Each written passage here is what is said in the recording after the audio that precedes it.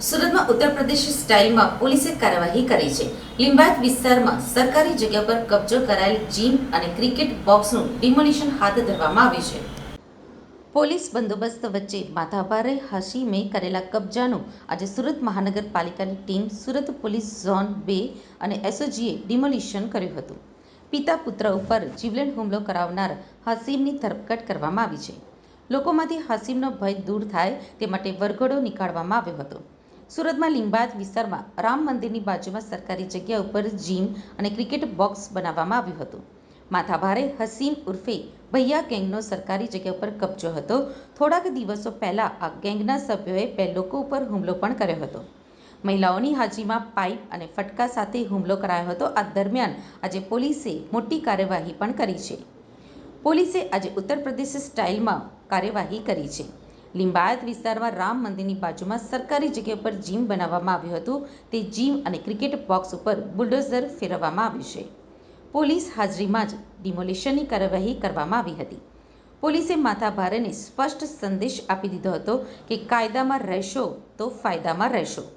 Police આ કાર્યવાહી અસામાજિક તત્વો માટે મોટા સંદેશ ગણી શકાય। ડીસીપી ભગીરથ ગઢવીએ જણાવ્યું હતું કે આજરોજ ભાવનગર સોસાયટીમાં હાશીમ સિદ્દીકી નામના અસામાજિક વ્યક્તિએ ગેરકાયદેસર રીતે બાંધકામ કર્યું હતું।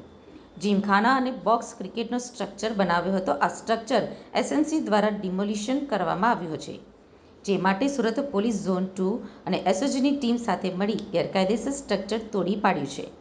તેઓએ વધુમાં જણાવ્યું હતું કે હાશીમ સિદ્દીકી વિરુદ્ધ 18થી 20 જેટલા ગુનાઓ નોંધાયેલા છે।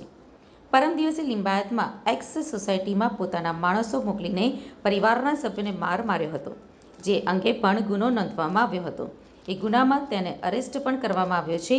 ધરપકડ બાદ તેની જે પણ ગેરકાયદેસર પ્રવૃત્તિઓ છે તેની પણ તપાસ ચાલી રહી છે।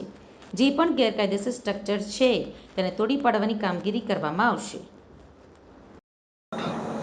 आज लिम्बायत के भावनानगर सोसाइटी में हाशिम सिद्दीकी नाम का जो असामाजिक व्यक्ति है, उसने गैर कानूनी तौर पर जो एंक्रोचमेंट किया है, उस एंक्रोचमेंट के ऊपर एसएमसी की टीम के साथ डीसीपी एसओजी की टीम और जोन 2 की टीम मिलकर ये कार्यवाही कर रहे हैं। वो डिमोलिशन की कार्यवाही अभी जारी है।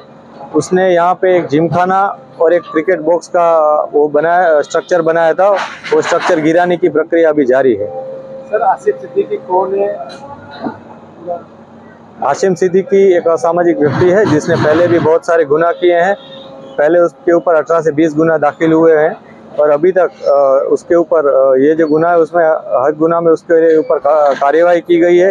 रिसेंटली उसने 4-5 आदमियों को लेकर इसी सोसाइटी के कुछ लोगों पे दबाव बनाया था, उनको मारामारी की थी उनके साथ। इसके तहत उसको भी इसी केस में गिरफ्तार किया गया था और अभी आगे की कानूनी कार्यवाही जारी है।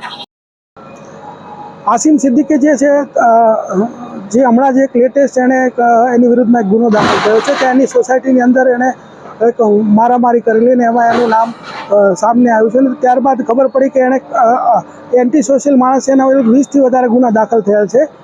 એટલે એની ખબર પડી કે એસએમસીની જગ્યા ઉપર એણે જીમ બનાવેલું છે અને એક ક્રિકેટનું બોક્સ બનાવેલું છે। તો ત્યારબાદ ઝોન 2 અને એસઓજીની સિનિયર અધિકારી સાથેની ટીમો અહીંયા હાજર છે અને એક મેસેજ છે કોઈ પણ અસામાજિક તત્વ કે જો તમે લો એન્ડ ઓર્ડરની પરિસ્થિતિ બગાડશો તો તમને કોઈ રીતે છોડવામાં નહીં આવે। જે પણ તમારું ગેરકાયદેસર હશે તમામ નેસ્ત નાબૂદ કરવામાં આવશે।